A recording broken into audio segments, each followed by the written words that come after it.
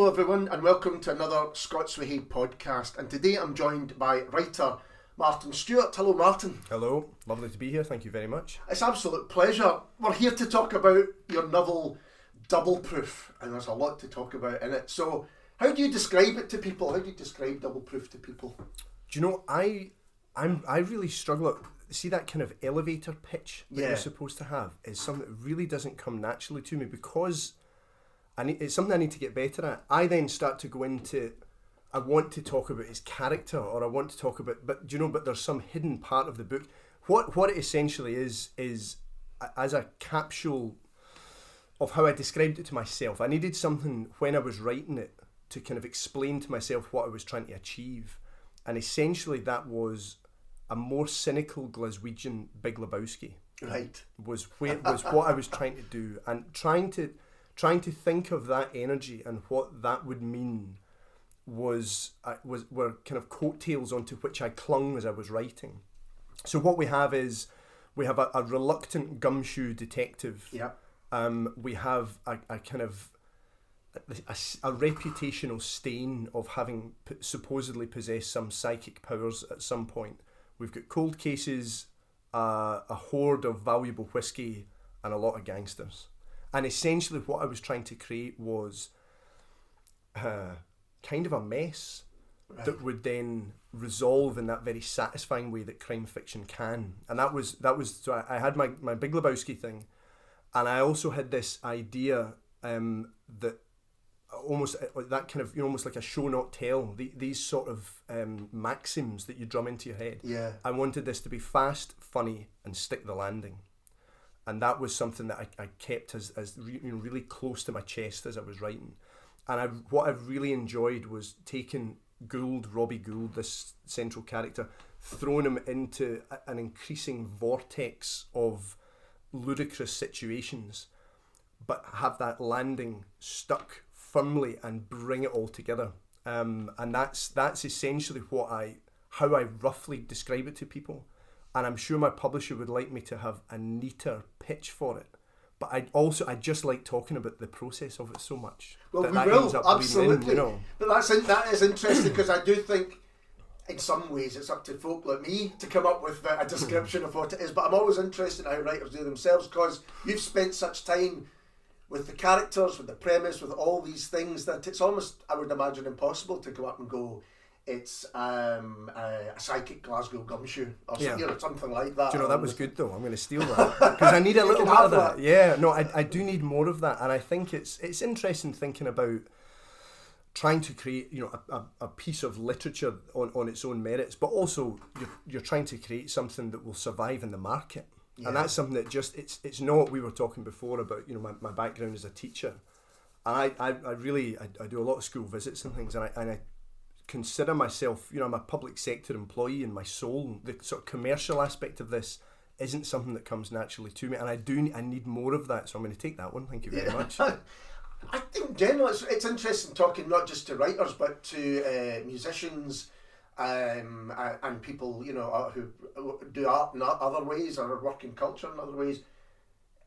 The thing is making it. Yeah. It's not the selling of it, and really that should be down to other people to do. But increasingly, it becomes a kind of part of it, I think. Yeah, absolutely. And I mean, certainly, it's expected of me that I go and talk about the book, and I'll do book events, and I have a kids book series as well. I've written books for children as well, and that comes with a lot of school events. Yeah. And I found myself, because I was a secondary English teacher, I've been doing a lot of primary school events recently, which is, it's great fun, and I love having that kind of span. I've written young adult, I've written sort of kind of teenage YA horror, and I've done these kids books, and the events there. So I did my first adult event, book event for adults for Gould in Linlithgow at the Far From Festival, and that was great. It was in the evening, past school time, and we were talking about various aspects of crime fiction and of tarte noir.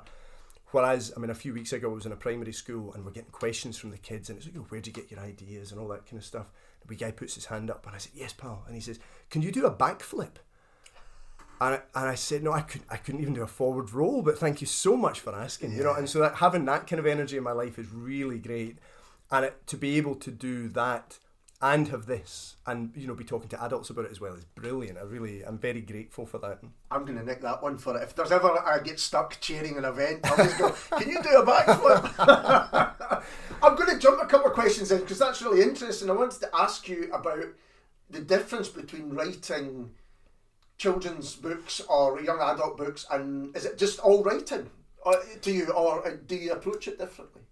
Do you know what is funny? I wonder, one of the things, because I'm in schools a lot talking about writing and the process, and it means I have to try and reflect on it and sort of codify things that you do instinctively to try and explain them. And that's one of the things, is trying to imagine the process from the point of view of writing 1,000 words, because there's no point in me going in to say, and this is how you write an 80,000 word novel, guys, thanks very much. They want to know how to do it in secondary school, like 1,000 word folio piece, and trying to think about practical tips that means that when you leave, it's actually of some use to them, because I want to make a contribution to what they're doing within a context that actually has some kind of relevance. And I really like reflecting on things that you do automatically, because so much of it is I think for me particularly felt. I know something that I see a lot online is other writers planning their books with post-it notes. Yes. So they will take a picture of a whole wall. I've seen that, yeah. And they're coloured post-it notes and stuff, and I am lost in admiration for it, because then when they're working a scene, they'll peel some off, they'll move them around, and it becomes this quite tactile, physical thing. I don't even know where you would begin with that. I have this thing in my head, and I have notes, I take notes, and I write notes in notebooks, but it's the act of writing them down is all I'll do with them. I'll almost never go back to them. Right. I just record them, and that's something that my mind needs me to do. Yeah. And then I just work through it, and I have this sort of shimmering, I'm closing my eyes now, I have this kind of shimmering thing that I'm trying to grasp within my mind.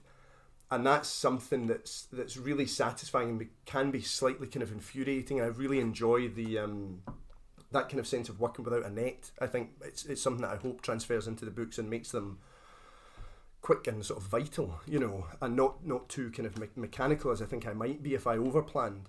And in that sense, I think the writing for kids and writing for adults, to me, feels the same. Whether I'm using a different part of my brain or not, I'm really not sure. Right. To me, stories are hungry things that need to be fed, and you feed them what they need. And I think because my first book was a sort of fairly dense, kind of soggy Dickensian fantasy, and it was lots of world building and all that kind of thing. And when I finished it, and I really remember finishing it, excuse me, I had written the last 3 chapters, and so I was writing up to that point, and I remember typing the last sentence that zipped it all together and stepping away from the table. There was no one else in the house. This is me. I just moved from teaching full time to just working in the house on my own, trying desperately not to watch Holmes Under the Hammer, And I stepped away from the table, and there was this sense of, I've done it, there was this full-length book. I hadn't written anything of that kind of scale before. And having a feeling that, oh good, and I know how to do this now. I know how to produce a work of this kind of size. And then my next book was something completely different that came with its own rules and internal logic and everything that I had learned previously. Maybe 60% of it was irrelevant because I had to build a new set of sort of mental parameters within which to work. And I've done every time, because I haven't done a series before. This is the kids' book series, is the first thing I've done where I'm revisiting characters and a context and a setting. I've always been sort of working quite quickly and just feeding the story, giving the story what it needs. And I think in that sense, I haven't felt any particular difference in writing for kids or adults. It's a question of suitability in terms of the vocabulary, which obviously there's some quite choice vocabulary in Double Proof. There's 256 F-bombs, which is cut down from 265 in the first draft for reasons of taste. There are none, I'm pleased to say, in the Bridget Vanderpuff series, and there was never a moment where you forgot. Because I was right. I wrote the first Bridget Vanderpuff book and Double Proof in lockdown, and this was when all my school events had dried up and I wasn't working on anything contractually, so I wrote them both on spec, which was the first time I had done that. And there was never a moment where I went back to Bridget and accidentally had her call her headmistress a prick or something like that, because they're just the stories. As I say, I have these the sense of what they are and of what they can be, the possibility in my head, and you feed that with pace, and it's like tasting a recipe. I think it's, it needs something.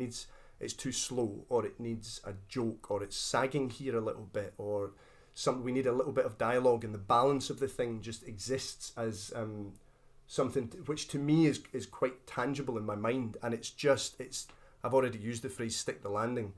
It's that sense. I'm sure it was Patrick Ness I heard talking about that the novel isn't the whole thing. It's the performance of the thing. Right. You have this in your head, and then you have to do it. You have to get it out there, and you hope that you capture the feeling of what it could be in your mind. And that's the same if it's kids' books, adult books, whatever. And there's obviously a sense that you have to give it away. I mean, I hope it does these things, and you hope that that's how readers respond to it. And that's always really satisfying when you see somebody who's read it who says, "Oh, it's funny," especially if you're trying to be funny. Yeah. If you're trying to make a joke and nobody laughs, that's always a sole one. So if people find the books funny, that means a lot to me, because I'm trying very hard for that to be the case. But I don't consciously do anything particularly different. Mm-hmm. And actually, I mean, in terms of these two things that I'm working on, I consider Bridget Vanderpuff and Robbie Gould to be quite similar characters, in the sense that they are outside of social constraints. Robbie is very willing to go straight up to anybody, no matter how scary their reputation might be, and insult them to their face. Yeah. Bridget would do the same thing, but say something perfectly pleasant or inquisitorial, and it's stepping out of the sort of boundaries of taste and of how we're supposed to behave was something that was always fun, and that you're doing for both of them. Yeah. But in their appropriate context, and with or without swearing. And I think, excuse me, I think that's really interesting, because you've got certainly with Robbie, you've got a protagonist where when you're reading it, you go, "Oh, I'm not sure I would have done that," or "I'm not sure I would have said that," and that's part of the joy as a reader, because you're getting, that's where the edge comes in. I'm really pleased to hear you say that. Yeah, I mean, that was, I think, I've been very influenced by lots of comedy over the years, all the stuff that me and my pals watched together. And that would be things like The League of Gentlemen, or like Alan Partridge. Alan Partridge was a big thing when I was at school. And I've heard Steve Coogan talking about that quite a few times, obviously because he plays the character. Imagine how many times he must have been asked, "Are you Alan Partridge?" And he has to but he talks about Alan as a version of himself without those social boundaries that we're talking about. So it was a lot of fun. I am nowhere near as cheeky or as physically confident as Robbie Gould. And the thing then that might occur to you to say, you can give to him to say, and it was great fun. And I was really hoping that what I wanted him to do was become the kind of character that we feel that we know, and we know how he's going to respond, which you get with, I mean, in terms of Scottish cricket, you know what Rebus is going to do, because he's such a sort of ornery, chippy character. And even like you think of the stuff that I read when I was younger, so like Granny Weatherwax and the Discworld books, they're cast at you know exactly how they're going to react, and that becomes so fun, because exactly when you get Robbie going into some of these situations, or going to the big gangster's place of work, and you hopefully are slightly looking at it through your fingers, because he's just going to get himself in trouble. Absolutely. Which was great fun. It almost works as a warning, because if you ever think, "Oh, I wish I'd said that, but I maybe shouldn't have." Yeah. What happens to him when he does say it? You go, "No, I was right. My instincts were right. I did the right thing." Absolutely. So moving back to Double Proof, are you a big crime fiction fan? Is that for your first adult novel, was it always going to be crime? It was. The other day I had been asked it, and I said, I think this is the book I always wanted to write, and that's not true. That really I think does a great disservice to the kids fiction that I've done. It was the book I was expected to write. Right. So something that was when I was starting to read adult books as a younger reader, because I think that the sort of bridging fiction of young adult wasn't around then. Yeah. So I remember I read Jurassic Park the year it came out. I was 10. Yeah. I've read it since. I must have understood 35% of that book. I mean, it's so much of it was over my head, but I mean, it was quite. I think that's quite important, that you read things that you don't entirely understand, and that's how we it's how we move on in terms of our vocabulary, and it's thrilling to read something grown up like that.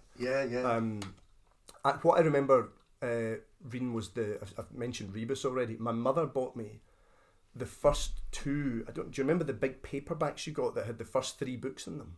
Yes. The big Rebuses. Yeah, kind of collections that you would get. These massive books. She got me 2 of those, which were the first 6 Rebus books. And I absolutely hoovered them up without consciously thinking, crime fiction.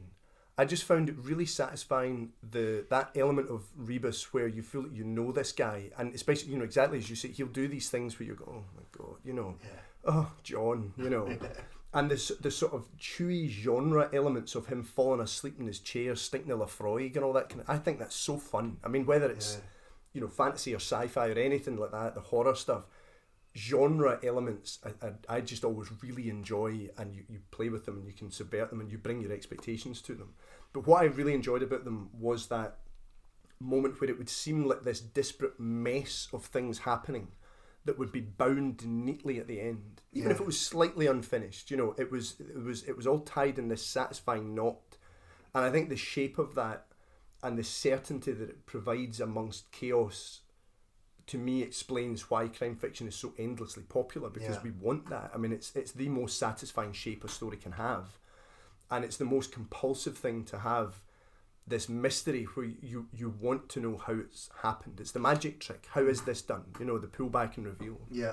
So I really liked those. I had read Sherlock Holmes when I was a kid. I really remember reading Hound of the Baskervilles when I was I'm not sure 8, 9. And been properly scared of the Hound. Yeah, absolutely. And that being quite a visceral experience. And that whole sort of declamatory thing that Holmes has, where just everything is set right, I think that's gone quite deep into my soul. When I was then my late teens, I read a lot of Chris Brookmyre. And I read particularly A Big Boy Did It and Ran Away. Yeah. I think 4 times anyway. And just going back through it, and I loved the sort of cheerful belligerence of what he was doing that felt very recognisably Glaswegian.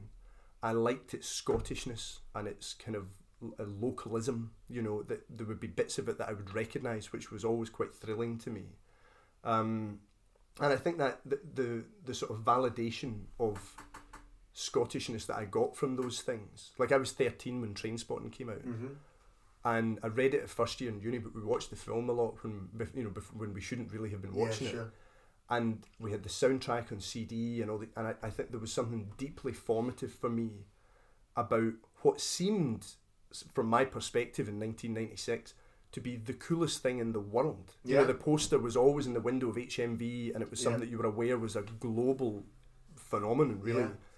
Was Scottish, and not just like had come out of Scotland or was twee or shortbread tinny, but was so Scottish that they needed subtitles in the nightclub scene, this kind of thing. So I think was really drawn to the idea of doing something like this. I've spoken to Chris Brookmyre about it a couple of times. I've blown smoke into Chris Brookmyre a couple of times about this, because we played football. I've played in goals for the Scottish writers against the English writers at Bloody Scotland Crime Festival a couple of times. And I would like to mention I've played 3 times and I've got 3 wins. So I'm 3 for 3, which is is not insignificant. But I told him about this and how big an influence it was on me and things, which was a really nice moment. That was I was very chuffed to be able to do that. But that sort of fast, funny energy was something I always really wanted to do, and it was something that I think, because he was doing so well with it, that also validated my desire to be funny in books. And I think being funny, he says, hopefully, because obviously, as I say, I'm writing the jokes. You hope people will laugh at them, but everything I've done, I think, has possibly been slightly hard to categorise in the past, because, as I say, my first book was this kind of quite dense Dickensian fantasy adventure with lots of jokes in it. I then did an 80s set, sort of funnier Scottish Stranger Things, which I did right before Stranger Things, and I would like to stress that was the Sacrifice Box. But there was a lot of jokes in that as well, so it then becomes slightly hard. It's the marketing thing that we were talking about. do you market that as a funny book that's also scary, or a horror book, and then so it's really, I mean, I think when you're producing a commodity like this, you can write the story, but when it comes to be turned into a commodity for a shelf, you want to be able to categorize it. And I think my work has slightly been uncategorizable in that sense, from a commercial point of view before, and I think like Sir Brookmeyer's work, or like Stuart McBride and things, that there exists a context for what I think is quite a Scottish voice, which is that happily belligerent, quite macabre laughter in the darkness thing that I think is one of the things that makes tartan noir popular and such a kind of dominant genre in itself. I think that's really interesting. I think you're absolutely right. I think the success of crime, actually, from the writers that you've mentioned, means that in terms of getting a book on the right shelf, a lot of people are writing crime books, but they're crossing genres. I think it's in such a healthy place at the moment. Yes, absolutely. They can be funny, they can be like Doug Johnson's recent sci-fi books. You've got a kind of horror. I've just read Philip Miller's The Hollow Tree, which is a Polygon book. Yep. That's got kind of horror sides to it. And I think if they're on the crime shelf, they're probably going to get looked at because people love their crime so much. So you can actually, it gives you that space to play around with the genre a bit. And I think previously it felt quite rigid, and that's maybe my prejudice. And maybe the way it was marketed, because a lot of the books looked the same, the covers were the same, the fonts were the same, all that stuff. But now I think it's really changed and it's much more relaxed, and it allows all these different voices. History, lots of great crime history books coming out, which still feel very contemporary as well. Yep. And what I would say about Double Proof is, for me, it's recognisably a Glasgow crime novel, but you do play with that idea and the stereotypes and the expectations there. So you've got gangsters, you've got boxing, you've got whiskey, all those things, but you've also got influencers and YouTubers and media hubs and all sorts of things going on. So it's very much, and also you go to places in Glasgow that I'd never read about in a Glasgow novel before. I've been thinking a lot about the Glasgow novel because I reread Poor Things because of the film success and a piece that I'm writing about it. And I thought, this is a great Glasgow novel in the sense that it absolutely celebrates the city as well, and all sorts of different places. Like we're quite near Queen's Park, and you've got one of your protagonists' flat round the corner, and you mentioned Newlands. I don't think I've read Newlands in a crime fiction novel before. I would love if it was the first time. I think it might be. Was that a joy in itself to be able to kind of write about the city that you know so well and kind of celebrate it in that way? Do you know, it was something I've always wondered about doing and been excited about and intimidated by in the same sort of measure. I mean, you mentioned Alistair Gray, that thing in Lanark where they're talking about Glasgow, and it's Glasgow is a beautiful city. How come nobody ever notices that? And it's, well, no one ever imagines living here. And that sort of that was, I remember I was talking about that at uni a lot, and we looked at Scottish fiction and Scottishness and its representations and the kind of slight reductiveness that we have about ourselves, and that putting ourselves down, that tongue-in-cheekness and all these kind of things that I think are really interesting. I wonder what makes a Scottish book. I mean, if I had written this book with this kind of energy, and that was something I wanted to do with the first one, the science fiction.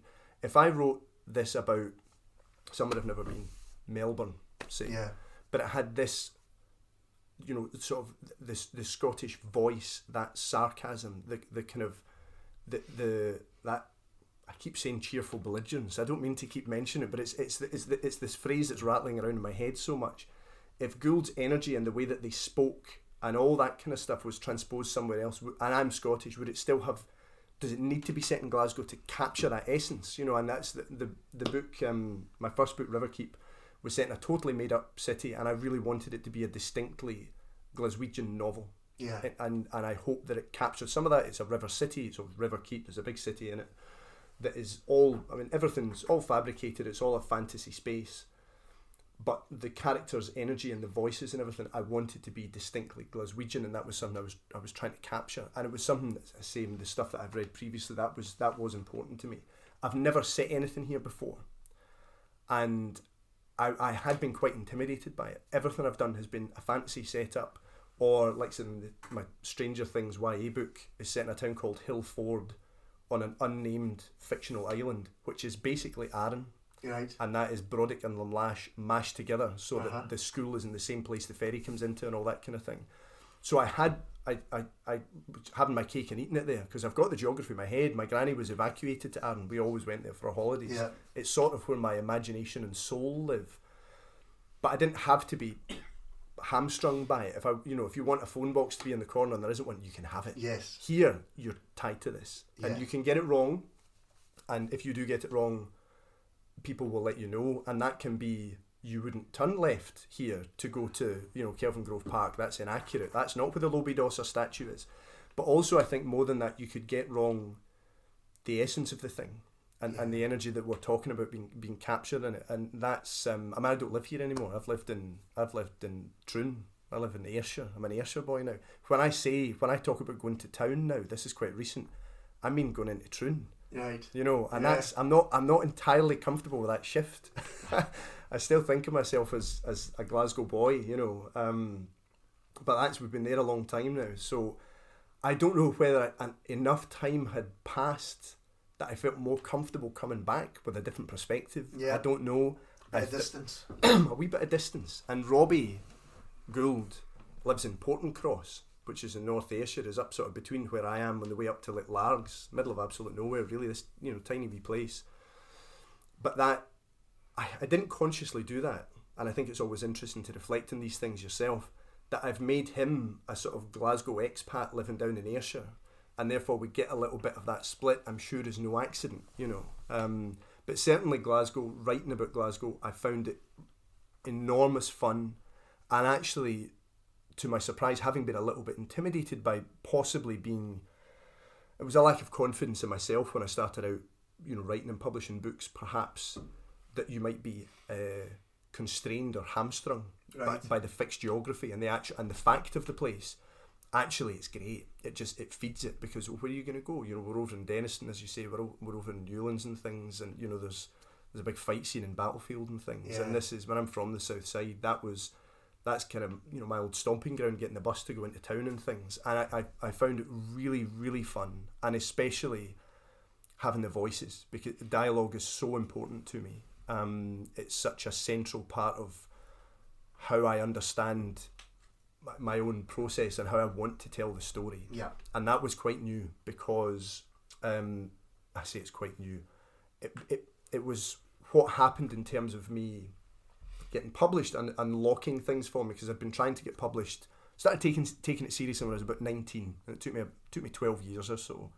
When I was 25, I had written a big fantasy mess of a thing based around a kind of creepy circus, and I'd sent it off hard copy, old school. This is a while ago, still posting stuff hard copy, and the advice I'd been given was that you would get a read receipt on these things by placing in the envelope a stamped self-addressed postcard. Right. And so the agency, once they opened your submission, they would chuck that in the outgoing mail, you would get it back, and you would know that X agency had received you, and you didn't hear anything else, but hey, they got it, they had opened it.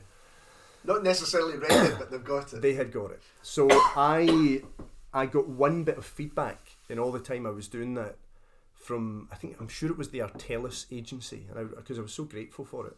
And somebody had scribbled on this postcard on the way to the outgoing mail really fast, your dialogue isn't working, and chucked it in the outgoing mail. And I was so keen for feedback that, although that's a bit of a sore one, obviously, because but I clung to that like the hair of a drowning man. I mean, I couldn't have been so. I was so grateful. Thank you. Somebody had actually, and it demonstrated that they had read it. Yes, exactly. Yeah. So I really tried to work so hard on my dialogue, and I read a lot of Alan Bennett. Mm-hmm. I read all the monologues, and he's so good at that thing of how people actually speak. All that chip in the sugar stuff that he does. Could have been a bookie. All this, just little phrases. And I tried to sort of internalise the rhythms of these things, because what I had been doing previously was being obsessed with world building, because I thought that what I needed to do was build my own version of Middle Earth or Quidditch or whatever, and I would invent a thing, and that would be what somebody would go, oh, wonderful, and they would publish my books. And that wasn't working. And it's much more about character and the dialogue and how they speak, and it's so central to what I do, and that's become something that I'm a big John Steinbeck guy. Mm-hmm. And Elmore Leonard, who is Elmore Leonard very much of a kind of Steinbeckian school. I know Steinbeck's a big influence on him.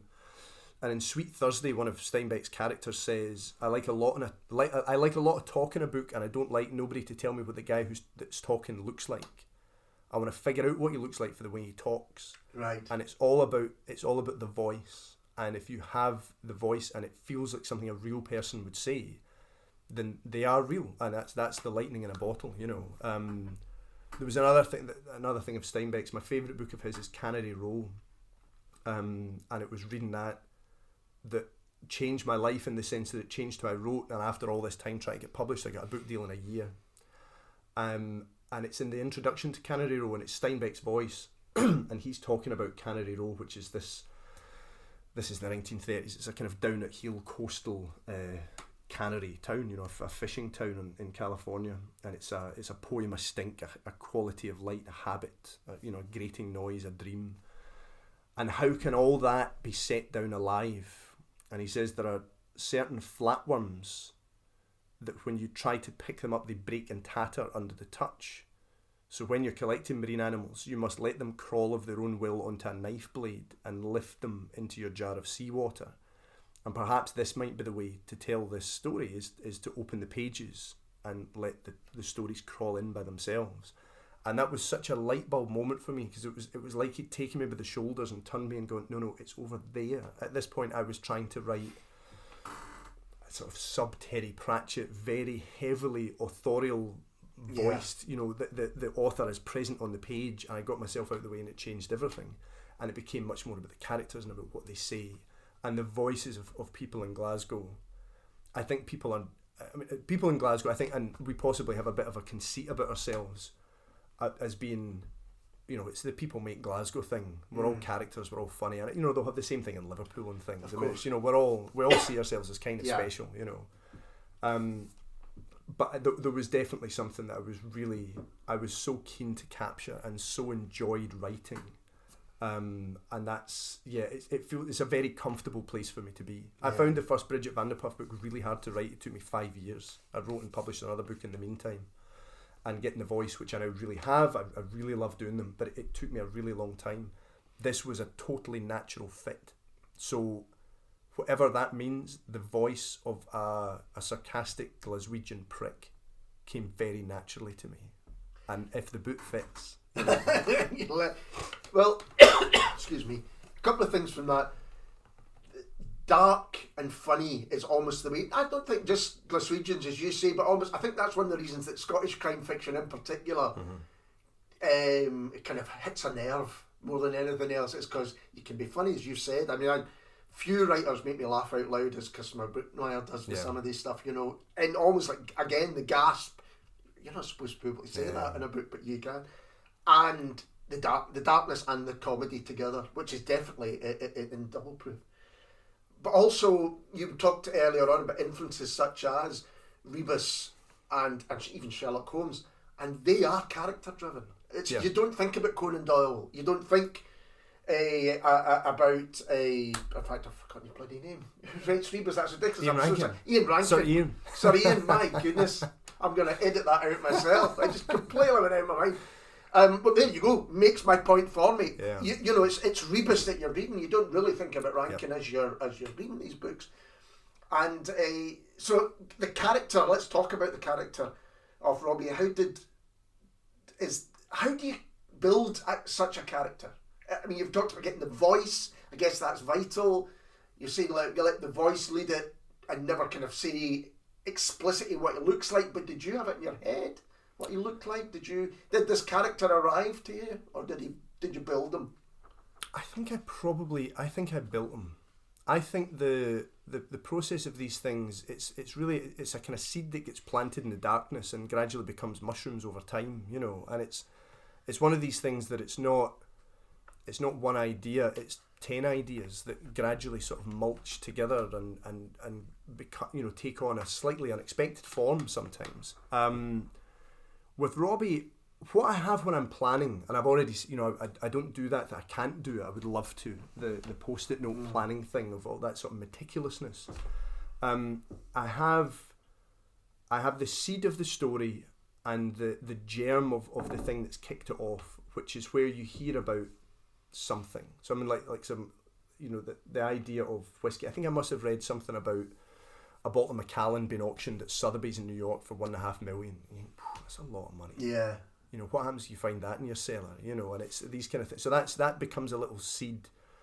And then I have the, not necessarily exactly how it will end. I have a rough sense of how it will end, but more the feeling that I want at the end of the story. The sort of, that exit feeling that I'm looking for. And along the way, I've got the big beats, the pillars of the story, which is maybe 5 or 6 things that I know I want to happen and that you're trying to hit. And what it becomes is making sure that your connective tissue takes you there in a funny, entertaining, quick way. And I really like working like that.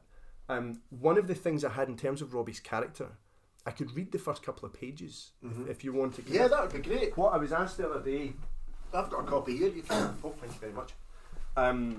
I was asked the other day about this when I was in Lithgow, and the other writer, Claire Askew, who was there, had this brilliant explanation for her character and things and where she had come from, and then she read beautifully from her latest book, and I read first because I just find it, as I said, I'm not great with that kind of elevator pitch. And in terms of summing up who Robbie is, this was the first chapter. It's now been swapped with one of the flashbacks to the missing person case that Robbie got involved in 11 years previously.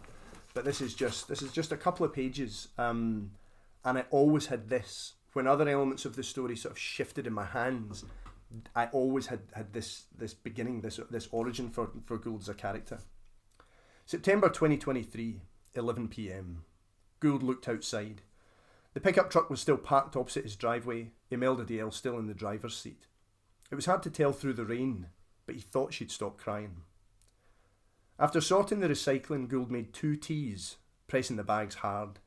Blades of coastal night sliced under the doors, and he could hear tiles shifting as the squall hit the roof. He opened the front door, then set the mugs, one green, one pink, on the sideboard while he cinched up his dressing gown and tied on a plastic rain bonnet. She wound down the window as he approached. Her eyes were red, the warmth that spilled from the car artificial as it hit the salty air. A look crossed her face when she saw the hot drinks. She reached out.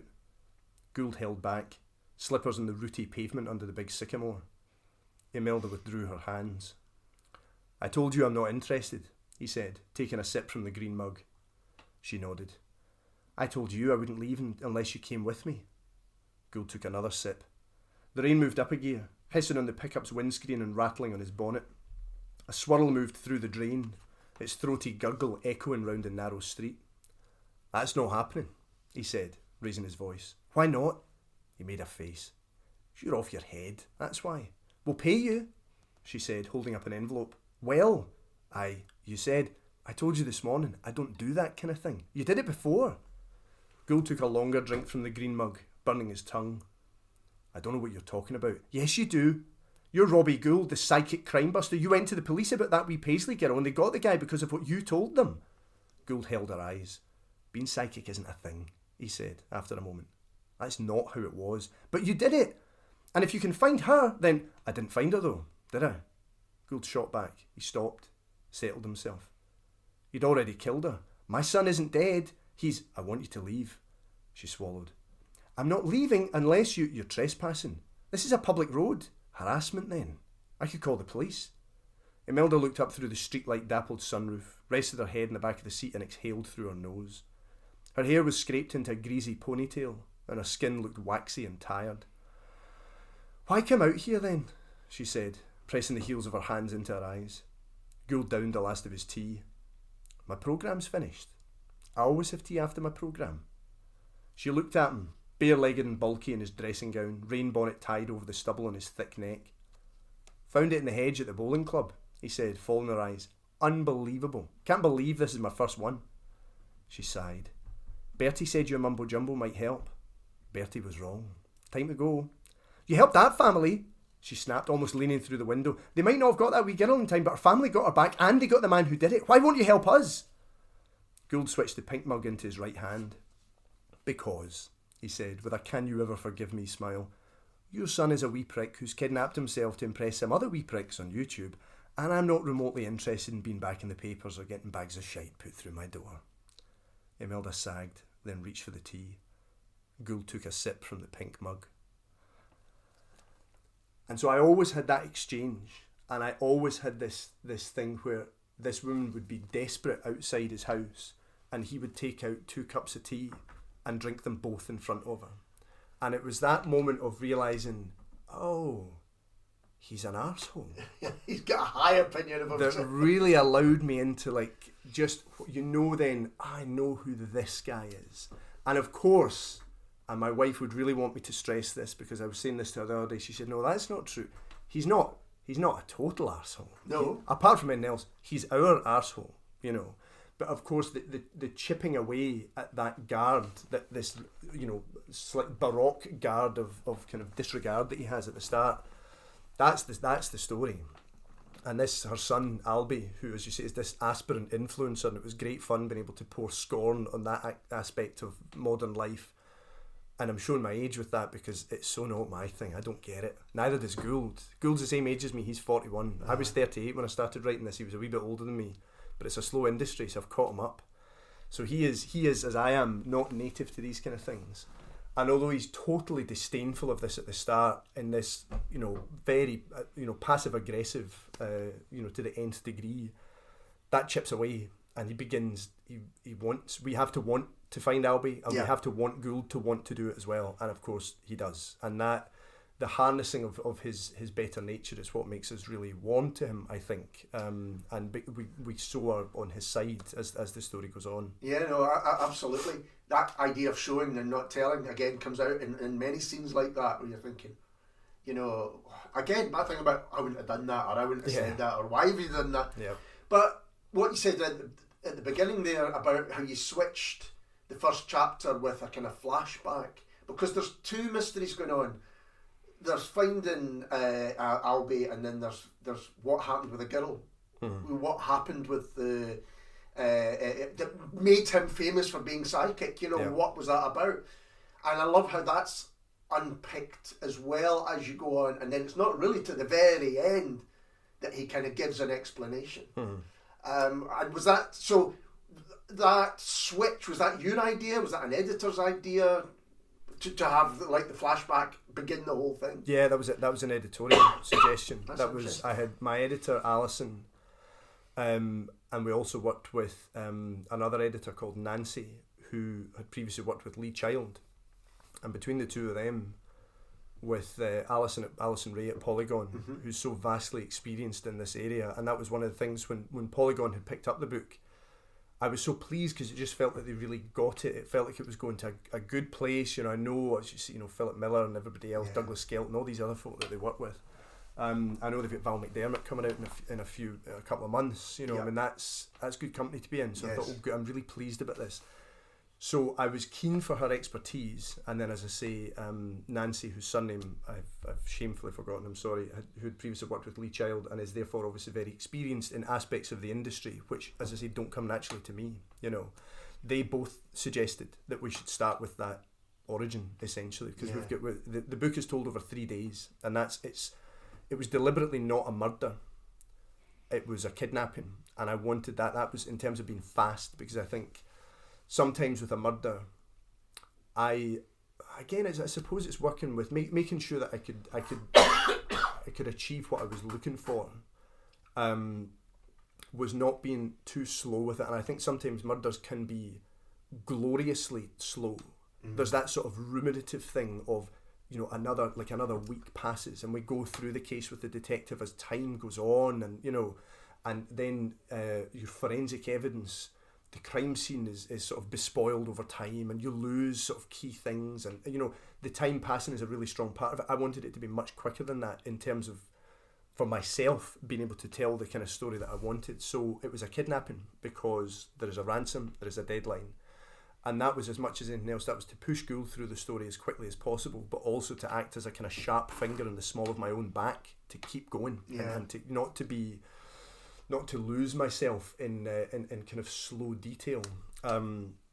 So that was something that was definitely important. And the 3 days, each of those 3 days has a short flashback to that missing person case that Gould has got involved in. And what's happened is, he has gone to, as Imelda said in the reading there, that's this wee Paisley girl who's gone missing. And he's the psychic crime buster, inverted commas, so-called, because he had gone to the police and told them this theory that he had. And what's happened is that he's gone to the police with a theory that he's just come up with, which was so accurate that they were able to go straight to this wee girl's body. They were able to get the guy who did it, and obviously he ends up then accused of the crime. The papers laud him as this psychic crime buster, and then after, when he refuses to do the sort of Mystic Meg lottery predictions for them, he becomes Robbie the Ghoul, and he starts getting shite through the post, as he says. So it's something that was a sour experience for him, and as a result, he's lost everything. He's lost his marriage. He was a cub reporter at this point. He's lost his career. He's lost his reputation. He was a good amateur boxer. He was a national champion amateur boxer. Packs on a couple of stone, gets knocked out in the ring. This is why we find him at this low ebb, and it's all tied together. And as we go on, these short flashbacks, because again, I didn't want to burden the story too much with too much of that, but just a little bit is enough for us to see that what Gould tells us about what happened isn't exactly what happened. It's not the full story, and it's part of humanising him and part of putting meat in his bones as a character. One thing I had expected, because there are essentially 3 timelines. There's 2023, where the story is happening, September last year. There's 11 years previously with this missing person case that he's got involved with, and then there's 1964, which is when the double proof went missing. Of course. And it was a 29-year-old whiskey at that point. It is still a 29-year-old whiskey, of course, because it only ages in the cask. But over this sort of 50-year period, it's grown in reputation and value, because it's the Bigfoot of Scotch. The best whiskey ever produced goes missing for 50 years. Clap your hands together. The Bigfoot of Scotch. And it's worth a lot of money. And so there is a dispute at the heart of the case, which this is Imelda's family. She's Imelda DL. This is a DL whiskey. So as this is about to go to court, her son goes missing, and she reaches out to Robbie for help. When I had conceived of the story, I expected to have a dual narrative. Right. Of looking for Albie and finding out what happened in 1964 and as to why the whiskey would go, where the whiskey went and who took it, and what happened there.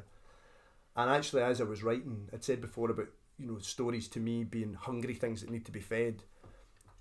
I just found the story wasn't hungry for that. That wasn't the story, and I think it could have slowed it down so much. Ultimately, what I favoured, and I've done this in other books. Another writer once called me a cheat.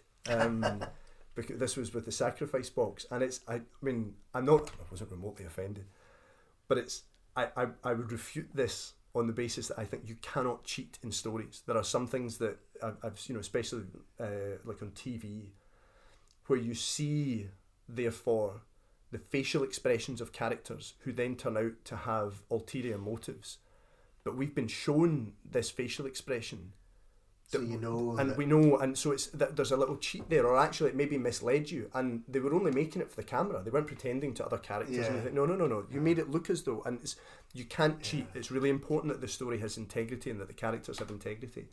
This was for the sacrifice box, which is a stone box that a bunch of kids find in the woods, and they put stuff in it. This is when they're going from P7 to S1, and they make a sacrifice, and they say the rules of the box: never come to the box alone, never open it after dark, never take back your sacrifice. If it seems as though I'm ripping off Gremlins, I am. And it was so fun, because I was talking about kind of chewy genre things. Yeah. That's great. You don't need to read the blurb. Those words are on the cover. Yeah. We know someone's going to break those rules. Of course, that's the fun of the story. And hell will happen. Yeah, and it was great fun. And, so I'd been asked, So a bunch of writers. So what is the sacrifice box? Like, where does it come from? I said, I've got no idea. I'm not interested in that. To me, I am these characters. We find this thing, and this is what happens. And it was a more sort of emotionally true way of being able to do it, to have them just dealing with this sort of faceless malevolence and have to negotiate it with them. I don't know where it's come from. That wasn't the aspect of the story I was interested in. It's not part of the resolution. I don't care. Like, it's not, that wasn't the story. I said, oh, you cheating bastard. And I said, oh, excuse me, you know. And that, so it has to be really authentic, and that the immersion of Gould within this didn't demand that he then knew who took the whiskey. Now, actually, as it happens, he pretty much figures it out. Yeah. That doesn't make any difference. He's looking for Albie. He wants to find him. It's kind of a MacGuffin, isn't it? A little bit, which is also great fun. Yeah, that's such a fun thing to do. And that's I've had some good fun MacGuffins in my story. I talk about MacGuffins when I'm in school, actually, as being a sort of necessary means of kicking off the story, and something that we as readers recognise because it's something that's fun to engage with. Yeah. And that's exactly it. It provides the context for the follow the money that is such a classic part of crime fiction. Yeah. You know, who's getting rich out of this? That's always the thing. You know, Sherlock Holmes. You think, so this girl's been haunted in a room. Okay, so what happens? She's engaged to be married, and that means her stepfather will lose the monthly stipend her father gave her. Great, so he did it. You know, and when you follow the money, and there's a lot of money in this case, and a lot of people want it. That's exactly what it was. It was feeding it. And I mean, the whiskey thing as well also gave me, I was saying about poking fun at influencers and that sort of, the kind of vacuousness of that. And because I don't understand it. It's just not my thing at all. Whiskey is much more my thing. I'd like a dram. I spent 5 years working in odd bins. All right. When I was going through uni and things, and I got very into whiskey there because there was always a lot of it going about. So I do like whiskey, and I like being Scottish, and I like Scottishness, and I mentioned the kind of shortbread tin thing before, although that's something to be, you know, kind of slightly sniffed at. I also like it. Yeah. All that kind of stuff, you know, the outline, the silhouette of a stag on a hill. I mean, it stirs the blood. It's good fun, you know.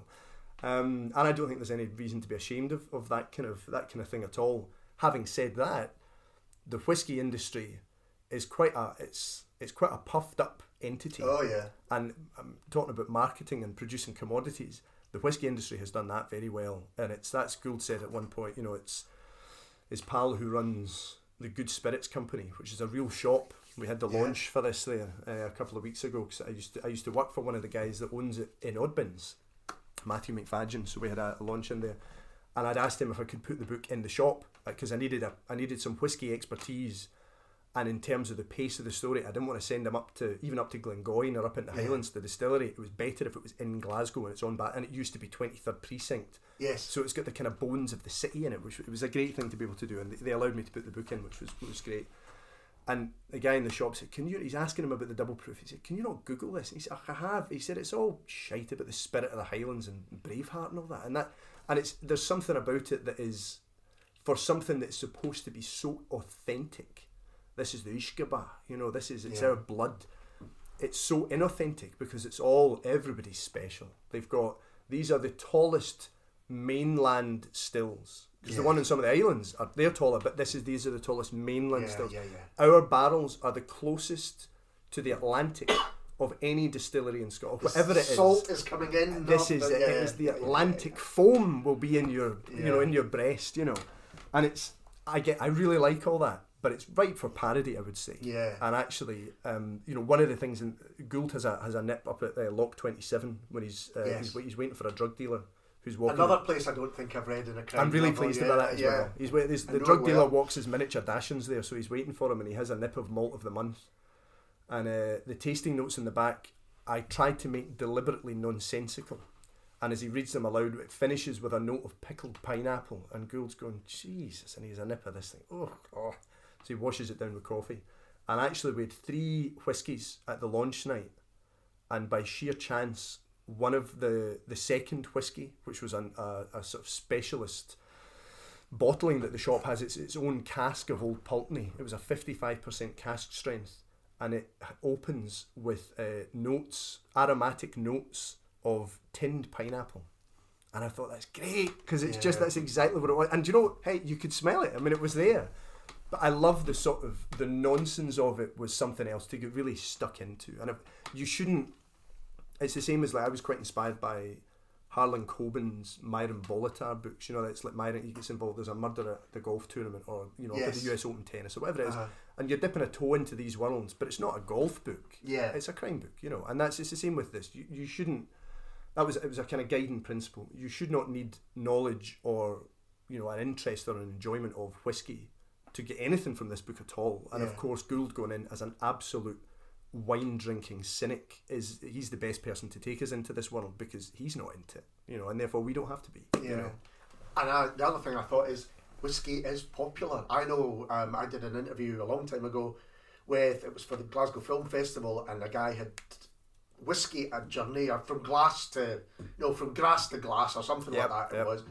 And it's been the most popular YouTube video I've ever done. And I think it's just folk go, whiskey, it's a massive, massive selling point. Yeah, absolutely. Which, I mean, you would think I had done cynically as a kind of marketing ploy. I really didn't. It's something I'm interested in. And I thought it was a good, fun way to get into as a contemporary Scottish voice, to have that traditional stuff. And this is Albie. I mean, he's the boy who's gone missing. He's an influencer, but he comes from an old whiskey family. And part of what he's built his reputation is with his YouTube channel, of pouring 3 grand bottles of scotch down the sink and things like that, and really sneering at this kind of lineage that he has. And I think that it's the kind of classic Scots dichotomy of being proud of the shortbread tin, but also wanting a more contemporary, urban and sort of vital and relevant image. And I've tried to, there's quite a lot of splits in the book, which I think is something classically Scottish. He's living down on the coast in Ayrshire now, he's back in Glasgow. We've got that sort of, that modern and the traditional at war with itself, and the image of Scotland as a beautiful place, with also that classic sort of seedy underbelly, which is so fun to visit, you know. Yeah, no, I think that's lovely as well. You're breaking out from the traditional crime venues, if you like, which might be the East End pubs or whatever it might be, to you've got, you know, a lovely flat in the south side, you know, bought on the on crime, basically, you know, funded by crime, which overlooks, you know, the tennis courts. So, you know, you've got these kind of, as you say, changes. Just to go back to that, having the opening bit as a flashback, it's such an interesting thing for me as a reader who didn't know anything about the book before I read it. And so it begins like a different novel. Yeah. It begins like it's going to be about this crime from back in the day. And you've got these two, are they both policemen? Yeah, so that's the police sitting in the car. And I thought that is going to be their story. You know, and these are, I mean, they're characters you only get a little bit of them, but you go, I'd like to know more about them and what their story is.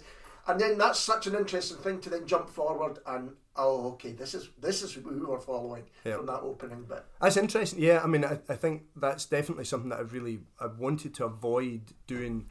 Partly for myself, I didn't want to be too bogged down in research, and as I say, I wanted that kind of gumshoe Big Lebowski tradition of just a sort of outsider being pulled through this.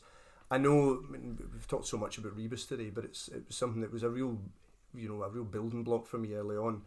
I've heard Ian Rankin talking about various aspects of Lothian and Borders police that then had to bleed in. You know, Rebus is then bound by the structure of, even though he puts himself outside of it a lot of the time, it still exists. He still gets hooked into fetus every so often to get roasted by the farmer, you know. You need to know what that is. I don't know anything about that, you know. And it's not my world. And again, I wanted to be able to do it authentically. So I definitely wanted him to be outside of the police. And I think you're right. I think it starts as though it's going to be more of a kind of, not even more of a traditional. I think it's just, I don't think that applies now. You were talking about how contemporary crime just spans all of these things. It just seemed as though it was going to be a slightly different thing.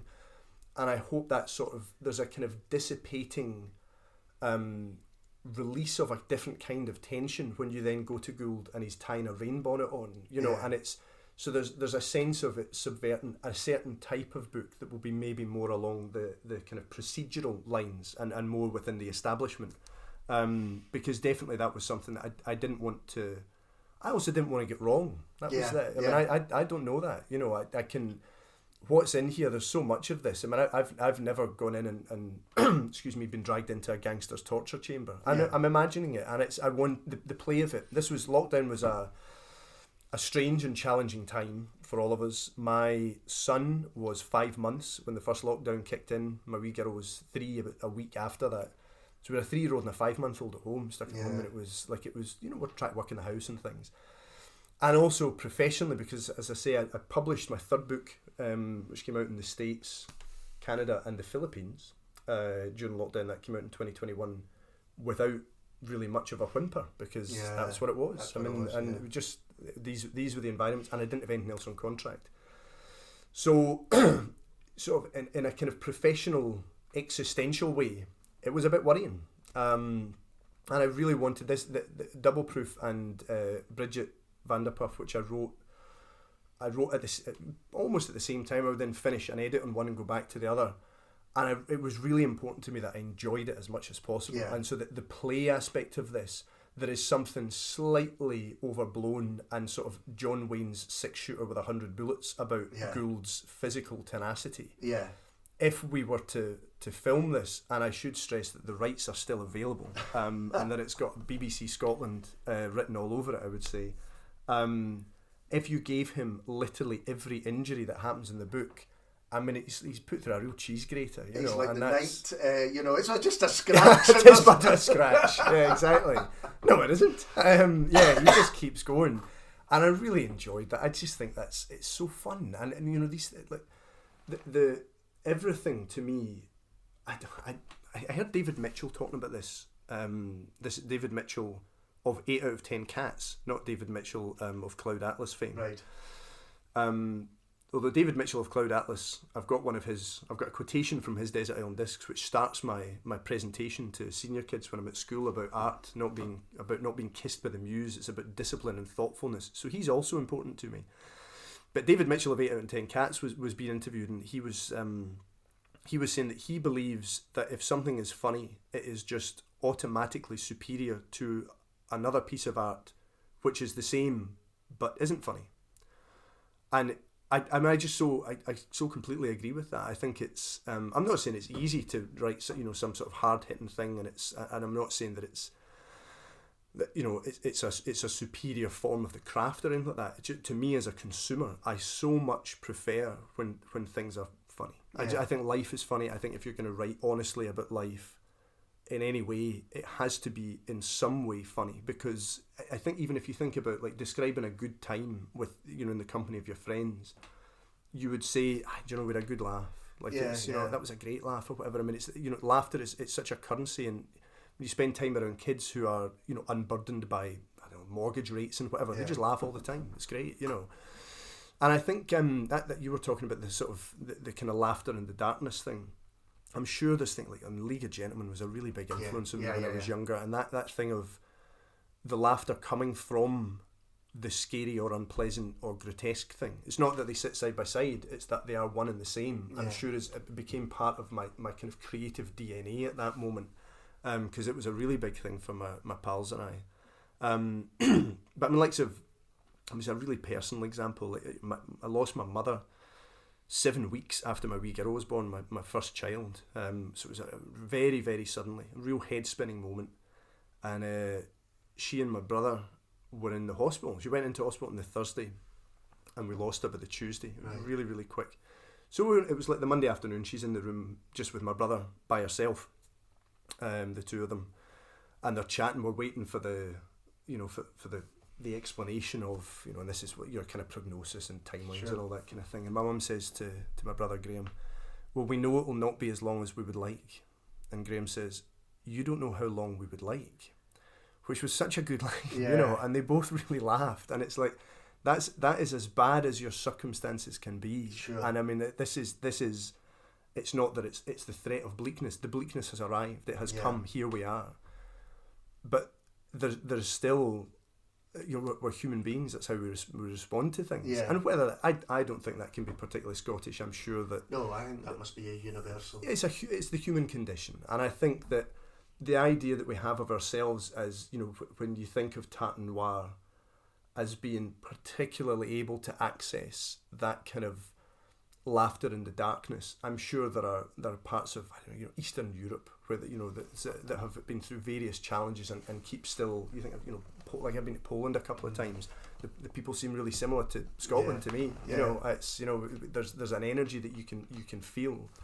I think possibly Tartan we owe a lot to the kind of being part of the dominant cultural idiom, in the sense of translation balances between English being translated into other languages. And I think we're a beneficiary of that, and that's why it's become this such a dominant thing, which is, for which I'm very grateful of being able to harness. But yeah, the comedy and Gould is a very wounded man. I think he's desperately lonely and very emotionally injured, which is something that gradually reveals itself, although he would reject utterly, because of course he is absolutely fine and would have no truck with that whatsoever. That was his comedy as a response to that, and the constant delivery of funny lines as a means of coping with that seemed to me something that wasn't applied just to try and get laughs, but was an authentic way of exploring his character and of making him seem like a real person. Yeah. And as you say, he's gone through all these things since his brush with fame, if you like. And, it's that thing, well, you might as well laugh, because if you don't, you'd be crying. Yeah, absolutely. Yeah. Are there going to be more crime books? Are there going to be? Can you see? I hope so. Listen, because I had written this, as I say, on spec. So the draft was fit. This was new to me. I had written stuff before. My first book deal came from a short story I had written when I was off work after knee surgery, and Penguin had bought 4 pages of a short story to turn into a full-length book, which was very back to front and was an interesting creative challenge, because I didn't have very long to do it. I had about 4 months to put it together. And then I got a book deal again on a sample for my second book. That was 3 chapters. They signed it up, and so I was writing to order, essentially. These I wrote on spec. So I had this finished draft and it went off, and I got a 1 book deal for it. So I have lots of ideas.